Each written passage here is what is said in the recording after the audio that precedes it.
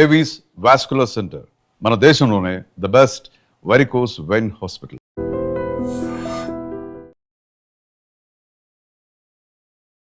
ఏంటి వీళ్ళని మొత్తం నాశనం చేయాలి, వీళ్ళకి కెపాసిటీ ఉండకూడదు లాంచింగ్ చేయడానికి, లేకుంటే ఏదైనా మిసైల్ కానీ డ్రోన్ కానీ ఏదైనా యురేనియం కూడా.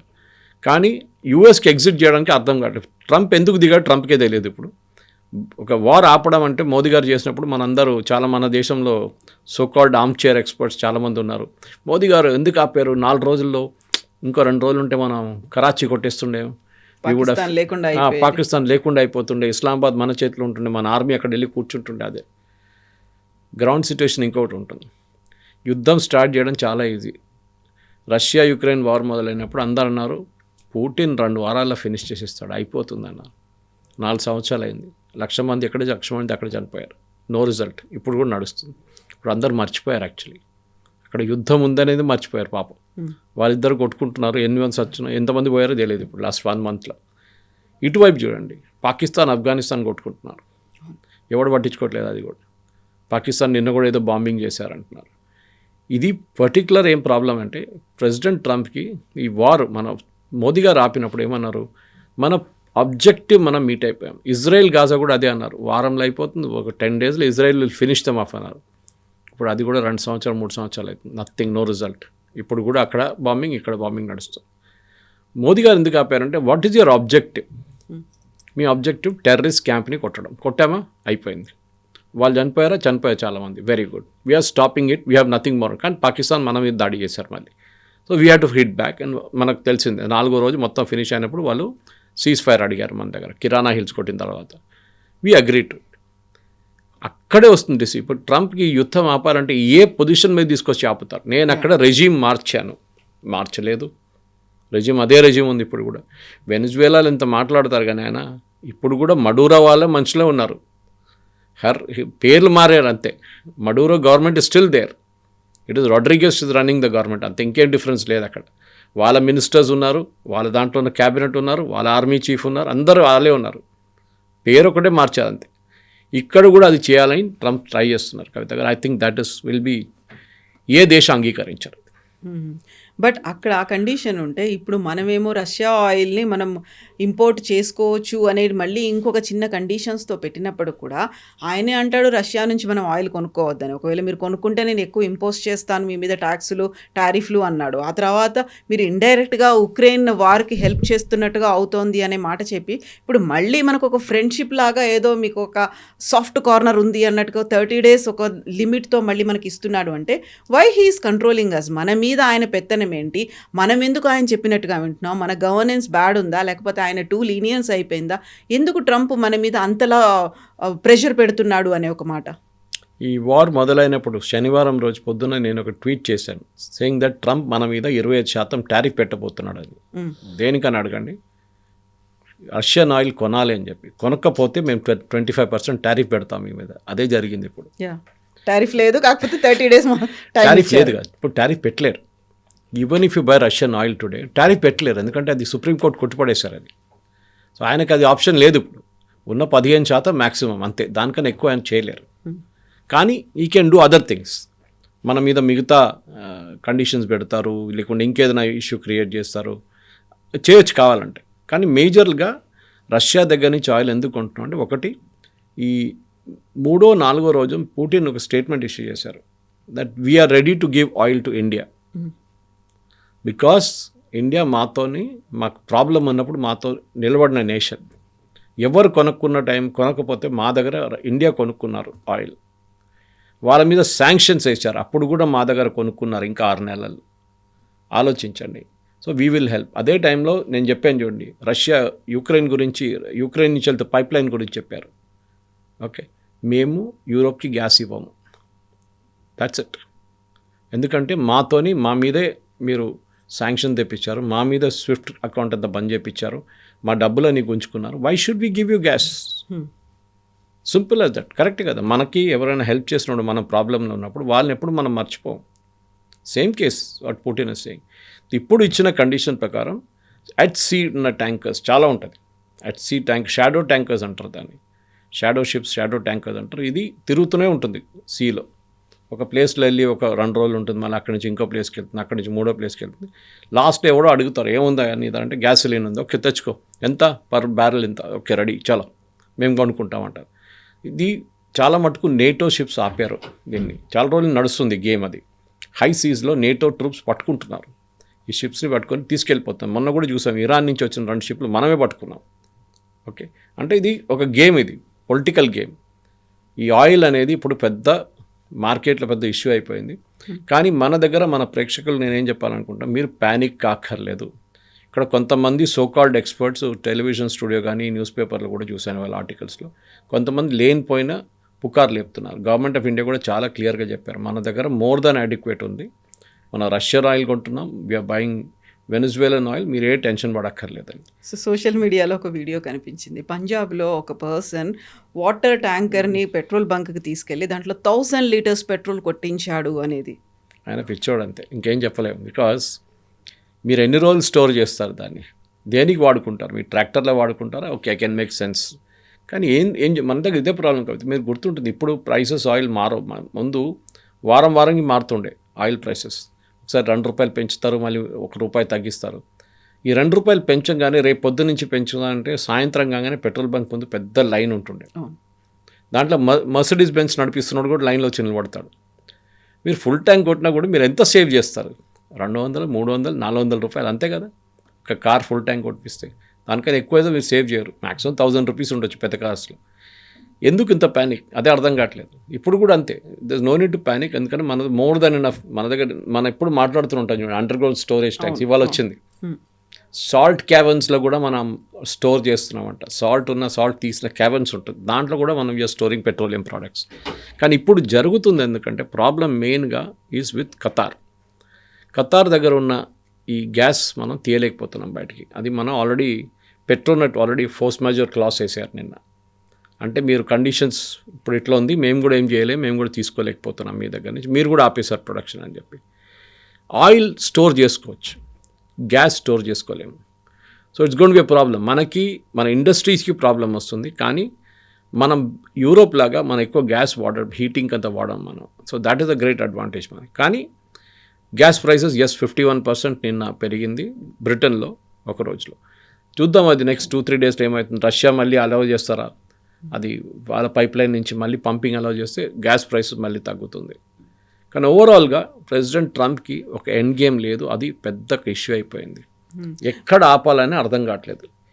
డైలీ ఫస్ట్ డే సాటర్డే నుంచి నిన్న 6th డే ఈవినింగ్ దాకా ఇరాన్ ఫైర్ చేసే మిస్సైల్స్ 80% తగ్గింది, డ్రోన్లు 72% తగ్గింది. అంటే 2 things మస్ట్ బి హ్యాపెనింగ్. 2 కారణాలు ఉండొచ్చు. ఒకటి, వీళ్ళ దగ్గర ఆయుధాలు అయిపోతున్నాయి, బంద్ చేసేస్తున్నారు. రెండవది, వీళ్ళు సేవ్ చేసుకుంటున్నారు. డైలీ 50 కొట్టక్కర్లేదు, డైలీ 100 కొట్టక్కర్లేదు, డైలీ 200 డ్రోన్లు కొట్టక్కర్లేదు. మనం రోజుకి 10 డ్రోన్లు కొడదాం డిఫరెంట్ డైరెక్షన్స్లో, చాలు. వీళ్ళు ఎప్పుడు భయపడి ఉంటారు, ఎప్పుడు టెన్షన్లో ఉంటారు. ఇది మన ఒక నెల కోర్సు నడిపిస్తే Trump has to take a decision, exit. ఆ ఎగ్జిట్ సొల్యూషన్ ఏంటి చూడండి. ఇప్పుడు ఆయన ఏం చేస్తాడు, ఏమనంటే అంటాడు, నేను గెలిచేసాను, అయిపోయింది, వీఆర్ ఫినిష్ ద వార్ అని వెళ్ళిపోతారు. ఇది 11 నెలల ముందు కూడా జరిగిన ఇదే సీన్. అప్పుడు జూన్లో జరిగింది ఏంటి, మేము మొత్తం ఇరానియన్ న్యూక్లియర్ స్ట్రక్చర్ని కొట్టి పడేసాం, వీఆర్ డిస్ట్రాయిడ్ ఇట్ అన్నారు. మళ్ళీ 6 నెలల తర్వాత యురేనియం ప్రాసెస్ చేస్తున్నా అంట. ఎట్లా జరిగిందండి అది? Where did get the centrifuge from? Centrifuge open మార్కెట్లో దొరకదు మీకు, చాలా రెస్ట్రిక్టెడ్ ప్రోడక్ట్. యూఎస్ దాని మీద ఫుల్ నిఘా పెట్టున్నారు, వాళ్ళ సిఐఏ కానీ మిగతా వాళ్ళు చెక్ చేస్తున్నారు, వీళ్ళు ఏమైనా ఇంపోర్ట్ చేస్తారు. మళ్ళీ వీళ్ళ స్ట్రక్చర్ ఎట్లా డిస్ట్రాయ్ అయింది అంటున్నారు. చేయలేదు, జరగలేదు, స్మాల్ డ్యామేజ్ జరుగుంటుంది అక్కడెక్కడ. ఇప్పుడు ట్రంప్కి ఇష్యూ ఏంటంటే, నా మనిషి అక్కడ కావాలి, Iranian president should be my man. It will not happen, జరగదు అది, 100% ఇట్ విల్ నాట్ హ్యాపెన్. దానికి ఇప్పుడు ఈగో ఇష్యూ రాబోతుంది. ఆల్రెడీ మీరు చూస్తున్నారు, పుష్ బ్యాక్ జరుగుతుంది. బ్రిటన్ హెల్ప్ చేయట్లేదు, ఫ్రాన్స్ హెల్ప్ చేయట్లేదు, ఒక షిప్ ఏదో పంపించారు అంతే. స్పెయిన్ అయితే నో అని చెప్పేశారు, ఆయన మీద టారిఫ్ పెడతారంట దానికోసం ఫైట్కి. So everybody is backed out. అన్నిటికంటే సర్ప్రైజింగ్ ఏంటంటే కవిత గారు, దిస్ గల్ఫ్ నేషన్స్ వాళ్ళ మీద దాడి చేసినా కానీ, వాళ్ళు థ్రెటన్ చేసినా కానీ ఏం చేయట్లేదు ఇరాన్ మీద. ఇంక్లూడింగ్ ఖతర్ ఏమన్నారు మొన్న, మా మీద దాడి చేశారు కదా, we will show what we can do అన్నారు. నిన్న సాయంత్రం 2 Iranian jets, I'm not sure which one it was, SU-52 లేకుంటే పాత మిగ్లో తెలియదు, ఆల్మోస్ట్ అలూద్ బేస్ దగ్గరకు వచ్చేసారు ఖతర్లో. They was just I think 15-20 kilometre దూరంలో ఉన్నారు. ఫర్ జెట్ 15-20 కిలోమీటర్స్ నథింగ్, సెకండ్స్లో వచ్చేస్తారు వాళ్ళు. అప్పుడు ఖతార్ దాన్ని కొట్టుపడేశారు 2ని, దే షాట్ ఇట్ డౌన్. ఇప్పుడు ఇరాన్ వాళ్ళ జెట్స్ కూడా యూజ్ చేస్తున్నారు, ఎక్కడుండే ఇన్ని రోజులు తెలియదు. దానికి ఒక ఎగ్జాంపుల్ ఇవ్వాలంటే, Iran size 4 times that of France కన్నా 2 to 3 times to 4 times bigger than France. So మీరు ఎక్కడైనా దాచిపెట్టచ్చు, మీరు తెహరాన్లో పెట్టక్కర్లేదు, ఇస్ఫహాన్లో పెట్టక్కర్లేదు, కోమ్లో పెట్టక్కర్లేదు, మీరు ఎక్కడో దాచిపెట్టవచ్చు ఏరియాస్లో, remote corners you can hide it. అప్పుడు మీకు ఇంకా దీన్ని ఎక్కడ ఉందని తెలుసుకోవడానికి ఇంకా పెద్ద ప్రాబ్లం అవుతుంది.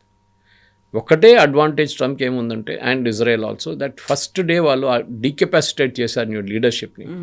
దాని తర్వాత ఖమెనీ అండ్ కమాండర్స్, దాని తర్వాత సెకండ్ లెవెల్ వాళ్ళే ఇప్పుడు హ్యాండిల్ చేస్తున్నారు.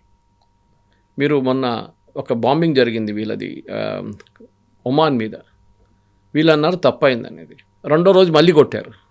అంటే సంబడి హైరార్కీలో రాసి పెట్టారు, మన మీద బాంబింగ్ జరిగితే ఇది చేయాలి 1 2 3 4 5 6 అని. వాళ్ళు అదే చేస్తున్నారు. And they are not giving up. They are not giving up and they are not taking orders from the top, because nobody to take orders from. మీ కమాండర్ చెప్పాలి కదా, ఆపరా నాయనా అని చెప్పేసి. ఇది ఆపడానికి చెప్పడానికి ఎవరు లేరు. సో మాకు చెప్పింది మేము చేస్తున్నాం అంతే.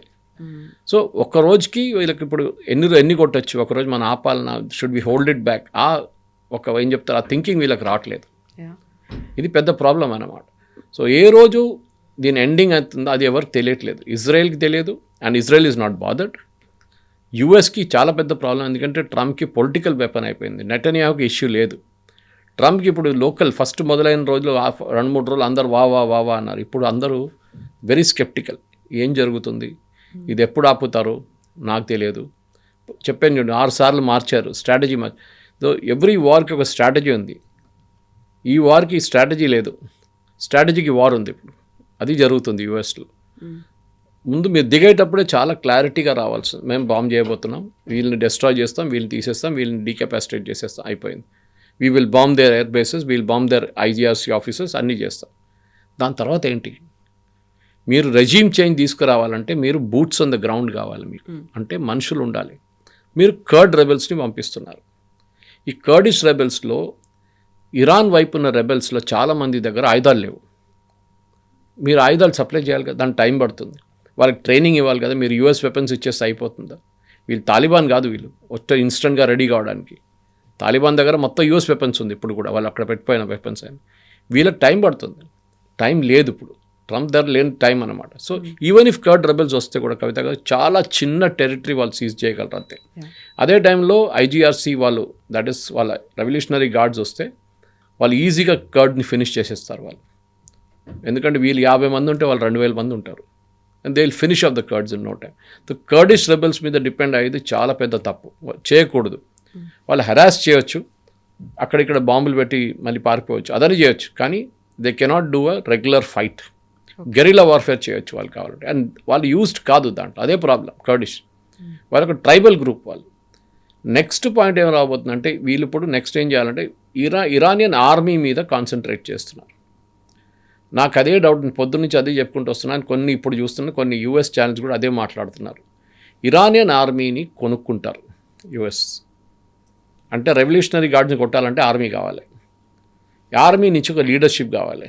ఆ లీడర్ ఎవరు అవుతారో అది ఇంపార్టెంట్. USకి డజంట్ మేక్ అ డిఫరెన్స్, మీరు డిక్టేటర్ ఉండొచ్చు, ఎవరైనా ఉండొచ్చు. అరే సిరియాలో మీరు ఒక టెర్రరిస్ట్ని తీసుకొచ్చి ప్రెసిడెంట్ చేశారు, $10 million మీరే పెట్టారు ఆయన తల మీద. ISIS terrorist, Al-Qaeda. ఆయన ఇప్పుడు ప్రెసిడెంట్గా వచ్చి కూర్చున్నాడు, వైట్ హౌస్ పిలిపించి ఆయన సూట్ టై అని వేయించేసి ఆయన ఫుల్ మ్యాన్ వచ్చి నిలబడ్డాడు అక్కడ. సేమ్ థింగ్ ఇరాన్లో జరగబోతుంది. ఆర్మీ కూ జరిగితే కూడా వీళ్ళకి ప్రాబ్లం లేదు ట్రంప్కి, కానీ ముల్లాలు ఉండకూడదు, మిగతా రెవల్యూషనరీ గార్డ్ ఉండకూడదు. బహుశా ఇదే జరుగుతుంది అనుకుంటాను నా అంచనా ప్రకారం. నెక్స్ట్ 10 daysలో జరగకపోతే Trump will have a major issue. Kavitha garu, so ఈ ఇష్యూస్ ఉన్నప్పుడు కూడా మనకు ఒక ఆఫర్ ఇచ్చారు. Are we welcoming it? ఆ ఆఫర్ని మనం స్వీకరిస్తున్నామా? ఆయిల్దా? ఎస్, ఆల్రెడీ డిసైడ్ చేసేసాం. బట్ ఎందుకని మనం ఆ ప్రతిదాన్ని ట్రంప్ ఏం చెప్పినా దాన్ని యాక్సెప్ట్ ట్రంప్ చేస్తాం? చెప్పక్కర్లేదు కవిత గారు. మనం గుర్తుపెట్టుకోండి, దీని 3వ రోజు మనం ఆల్రెడీ ప్రెసిడెంట్ పుటిన్కి రిక్వెస్ట్ పెట్టేసాం మనం. ఇప్పుడు ట్రంప్తో సంబంధం లేదు. ట్రంప్ But ట్రంప్ ఎందుకు ఇంటర్వ్యూన్ అవుతున్నాడు ప్రతి దాంట్లో? ఎందుకంటే మీరు India is the second largest consumer ఆయిల్ది. మనం వరల్డ్లో మనకు ఆయిల్ తక్కువ పడితే మనం ఆయిల్ గుంజుకుంటే, లేకుంటే ప్రతి చోటు నుంచి మనం గుంజుకుంటే ఆయిల్ ఉండదు మిగతా వాళ్ళకు. రష్యా ఎవరికి అమ్మరు. Russia will not sell it to US. Russia ఏం చెప్తారు, ఇండోనేషియాకి అమ్మరు. రష్యా ఇండియాకి ఇస్తారు. బికాజ్ వీఆర్ ఒక పేమెంట్ మెకానిజం మనం వర్కౌట్ చేసుకున్నాం దీనికన్నా ముందు. రష్యా మన మీద ఒక ట్రస్ట్ ఉంది వాళ్ళకి. మిగతా దేశాలకి ఇవ్వరు వాళ్ళు ఆయిల్. గ్యాస్ అదే కదా నిరాకరించారు. గ్యాస్ చెప్పారు వాళ్ళు యూరోప్కి, we will not give you gas. మమ్మల్ని హెల్ప్ చేయలేదు మేము, ఇండియా హెల్ప్ చేశారు. వాళ్ళు సఫర్ చేశారు దానికి 20% ఎక్స్ట్రా పెట్టారు Trump. So we will give. Trump ఏంటంటే రష్యా ఆఫర్ చేసే ముందు ట్రంప్ చెప్దాం అనుకున్నారు కానీ కాలేదు. పుటిన్ ఫస్టే ఆఫర్ చేసేసారు. Now he has to say oh I'm giving you an extension. దీని తర్వాత చూడండి కవిత గారు, ఈ వార్ ఆగకపోతే నెల తర్వాత మళ్ళీ ఎక్స్టెండ్ చేస్తారు. అది కాకపోతే మళ్ళీ ఎక్స్టెండ్ చేస్తారు. ఎందుకంటే ఈ ఆయిల్ ఫీల్డ్స్ ఒకసారి క్లోజ్ చేసినప్పుడు మీరు మళ్ళీ అదే క్వాంటిటీ ఆయిల్ బయటికి రాదు. సపోజ్ మీరు 100 వేలు క్లోజ్ చేసేసారు, డ్రిల్లింగ్ బంద్ చేశారు అనుకోండి, to get back that oil మీకు రాదు. చాలా డిఫికల్ట్ ఉంటుంది. ఈవెన్ గ్యాస్ మీ ప్రొడక్టివిటీ తగ్గిపోతుంది. ఎంటైర్ వెస్ట్ ఏషియా క్రైసిస్లో వచ్చేస్తుంది. ఎందుకంటే వాళ్ళ ఆధారపడే వాళ్ళ దగ్గర ఉన్న డబ్బులు ఇది. ఈ ఆయిల్ రాకపోతే దే ఆర్ ఫినిష్డ్. అక్కడున్న ఎక్స్పాట్రియేట్ చేంజ్ చేస్తారు, రియల్ ఎస్టేట్ సెక్టర్లో పనిచేస్తారు, చాలామంది ఆయిల్ సెక్టర్లో పనిచేస్తారు. వీళ్ళ ఉద్యోగం పోతుంది, వీళ్ళందరూ తిరిగి రావాల్సి వస్తుంది. అండ్ యుఏఈ లాంటి దేశాలు, to large extent Saudi Arabia, వీళ్ళందరూ ఎక్స్పాట్రియేట్స్ మీద డిపెండ్ అయి ఉన్నారు వాళ్ళ పని కోసం. ఈ ఎక్స్పాట్రియేట్స్ వెళ్ళిపోయారు అనుకోండి, ఎవరు చేస్తారు అక్కడ పని? మళ్ళీ మీరు ఎక్కడిని తెచ్చుకుంటారు? ఇట్స్ కూడా బిగ్ ప్రాబ్లం. మనం అనుకుంటాం ఇప్పుడు ఈ దైనంగా వెళ్ళిపోతారు అందరూ, తిరిగి రాకపోతే వీళ్ళు ఛత్ పూజకి వెళ్తారు బీహారీ వాళ్ళు, మరి రారు 2 నెలల దాకా. ఏం చేస్తారు అప్పుడు? మా వైపు కేరళలో మొత్తం షాప్లన్నీ బంద్ అయిపోతాయి. 2 months ఛత్ పూజ కాగానే 1 month హాలిడే. పెట్రోల్ బంక్లో ఎవడు కనిపించాడు మీకు, రెస్టారెంట్లు ఎవరు ఉండరు, షాప్స్లో ఎవరు ఉండరు. ఎందుకు అంతా బీహారీ వాళ్ళు ఉంటారు అక్కడ, బీహారీ అండ్ బెంగాలీస్ అంతే. వీళ్ళు దుర్గా పూజకి వెళ్తారు, వీళ్ళు ఛత్ పూజకి వెళ్తారు. ఇది జరగబోయేది ఇప్పుడు. ఇఫ్ ఎక్స్పాట్రియేట్స్ డోంట్ రిటర్న్, ఎందుకంటే ఇంకోటి నిన్న అది కూడా చెప్పారు, ఎక్స్పాట్రియేట్స్ యూఎస్ నుంచి, యూకే నుంచి, యూరోప్ నుంచి వచ్చి చాలామంది దుబాయ్లో ఉంటున్నారు. ఇప్పుడు వాళ్ళు ఇప్పుడు మనం మాట్లాడుతున్న రికార్డింగ్ కన్నా గంట సేపు ముందు 4 సార్లు సైరన్ మోగింది. 4 సార్లు. They are not use to it. Israeli citizens used ఉన్నారు. వాళ్ళు అప్పుడే షెల్టర్కి వెళ్ళిపోతారు. వాళ్ళ ఫోన్లో ఒక అలామ్ వస్తుంది, they to go to the shelter immediately. ఇది Dubai citizens, they are not use to it. వాళ్ళు ఏంటంటే ఒక లగ్జూరియస్ లైఫ్ లీడ్ చేస్తున్నారు. సడన్గా బిందాస్ అండ్ లగ్జూరియస్ లైఫ్. అండ్ మిమ్మల్ని వెళ్ళి షెల్టర్లో కూర్చోమంటే మీరు ఏంటి, అక్కడ అందరు వస్తున్నారు, పబ్లిక్ వస్తున్నారు, మేము ఎట్లా కూర్చుంటాం అక్కడ? మా పెద్ద ఇల్లు ఉండే. Sorry, this is the real world. Welcome to the real world. మీరు యుద్ధం అంటే ఇది.